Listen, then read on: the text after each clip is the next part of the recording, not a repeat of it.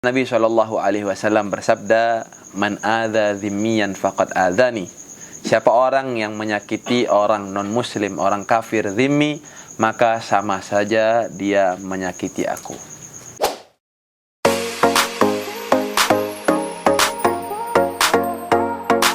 Assalamualaikum, Bib. Waalaikumsalam warahmatullahi wabarakatuh. Jadi apa toleransi itu, Bib? Ya, jadi toleransi itu adalah kita umat beragama saling menghargai dan menghormati. Bagaimana pandangan Islam tentang toleransi itu sendiri? Maka sudah jelas ada beberapa ayat Quran yang mengajarkan tentang toleransi. Yang pertama, la tasubbul ladzina yad'una min dunillah fayasubbullaha adwan bighairi ilm. Janganlah sekali-kali engkau, wahai umat Islam, menghina orang-orang yang menyembah selain Allah. Maka kalau kita menghina mereka, mereka nanti akan menghina Allah Subhanahu wa ta'ala. Menghina orang yang menyembah selain Allah saja tidak boleh, apalagi menyakiti, mengganggu, dan lain sebagainya. Jadi jelas itu semua haram dan dilarang di dalam agama Islam. Yang kedua, Allah Subhanahu wa ta'ala berfirman, la ikraha fid din. Tidak boleh umat Islam itu memaksa orang lain untuk masuk Islam. Tidak boleh. Ada orang sekarang agama lain kita paksa, kita tindas, kita tekan. Tujuannya biar mereka ikut masuk Islam. Tidak boleh, haram. La ikraha fid din. Tidak boleh sama sekali ada penindasan di dalam kita orang untuk masuk ke ajaran Islam. Di dalam ayat lain Allah SWT berfirman, lakum dinukum waliyadin. Bagimu agamamu, bagiku agamaku. Jadi cukup 3 ayat ini sudah menggambarkan bagaimana toleransinya umat Islam. Bahwasannya dia tidak boleh menghina, tidak boleh menyakiti, tidak boleh mengganggu agama lain, bahkan apalagi sampai menteror dan menyakiti mereka. Di dalam hadis Nabi SAW bersabda, man adza dzimmiyan faqad adzani. Siapa orang yang menyakiti orang non-muslim, orang kafir zimmi, maka sama saja dia menyakiti aku. Nabi SAW menjaga daripada orang-orang kafir zimmi, orang-orang kafir musta'man, orang-orang kafir mu'ahad. Ya, sebagaimana di Indonesia, mereka adalah orang-orang yang dijaga, ya, yang tidak boleh kita ini menyakiti mereka, sebagaimana apabila kita menyakiti mereka sama saja kita menyakiti Nabi Muhammad SAW. Jadi jangan pernah kita mengganggu umat-umat beragama yang lain, umat Hindunya, Kristennya, Budanya, Katoliknya, dan lain sebagainya. Tidak boleh kita ganggu, tidak boleh kita sakiti. Karena tatkala kita mengganggu dan menyakiti mereka, sama saja kita menyakiti Nabi Muhammad SAW. Begitu indahnya ajaran toleransi Islam yang telah diajarkan oleh Nabi Muhammad SAW. Jadi begitulah. Teruslah. Jadi, Beb, gimana pandangan antum umat Muslim yang merayakan tahun baru yang tiup trompet, bakar kembang api, petasan, sama Natalan, yang ikut merayakan Natalan. Jadi artinya umat Islam yang mengikuti perayaan mereka. Nah, ya itu. Nah, jadi kita ini umat Islam ini adalah agama wasatah, agama yang moderat, yang tidak terlalu keras, Ya. dan juga tidak terlalu ringan.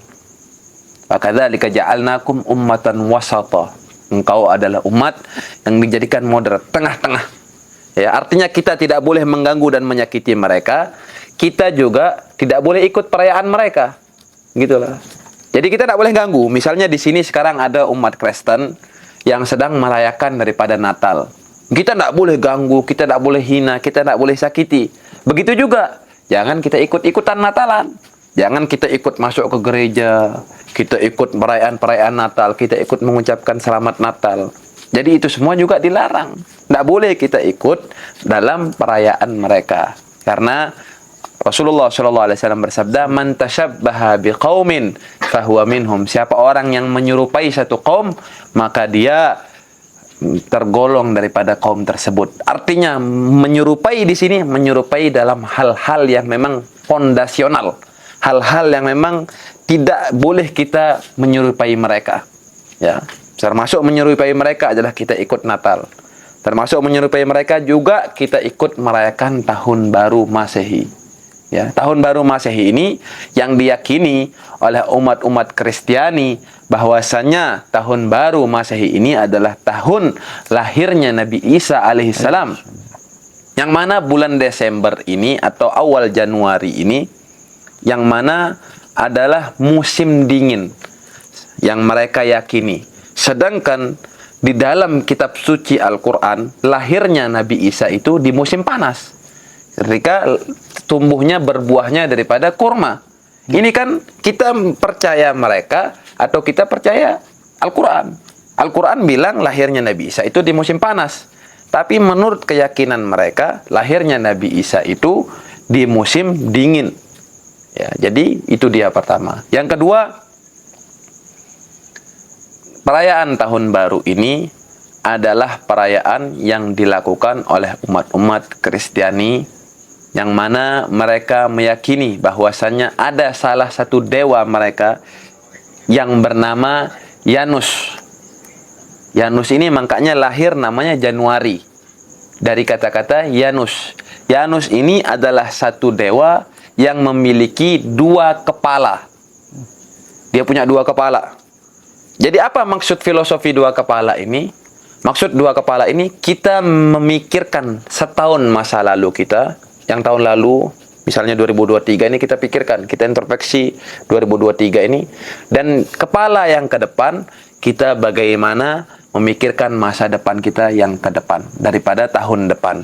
Jadi kalau kita mengikuti daripada tahun baru, merayakan daripada tahun baru, seakan-akan kita mengikuti daripada keyakinan mereka tentang dewa mereka tersebut. Kita sudah punya tahun baru Hijriyah. Kita sudah punya Idul Fitri, Idul Adha, bulan Maulid, bulan Isra Mi'raj. Banyak sekali perayaan-perayaan di Islam yang harusnya kita senang dan bangga dalam melakukan itu semua. Ya, terlebih lagi nanti dengan trompet, petasan, topi, kerucut dan lain sebagainya. Itu semua adalah hal-hal tradisi-tradisi. Yang pertama, kalau trompet itu adalah tradisinya orang-orang Yahudi. Ya, ketika perayaan mereka. Petasan tradisinya orang-orang Majusi yang mereka membakar api tapi sekarang dibuat dengan petasan. Yang ketiga, itu topi yang kerucut. Itu filosofinya ketika itu orang-orang Eropa memenangkan daripada peperangan melawan orang Islam dan berhasil membubarkan umat Islam yang berada di Spanyol atau Andalus. Mereka merayakannya dengan memakai topi kerucut itu.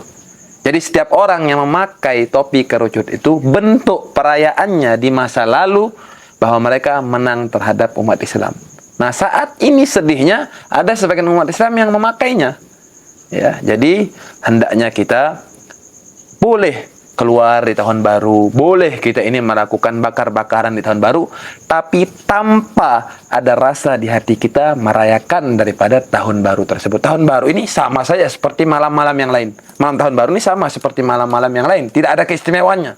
Nah, yang bahaya itu tatkala kita mengistimewakan daripada tahun baru tersebut. Adapun umat-umat agama lain, mereka mengistimewakan, itu hak mereka.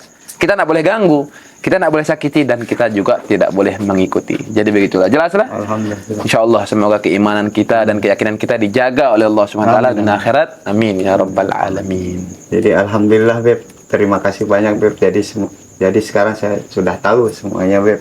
Jadi jazakumullah khairan katsira Beb. Insyaallah.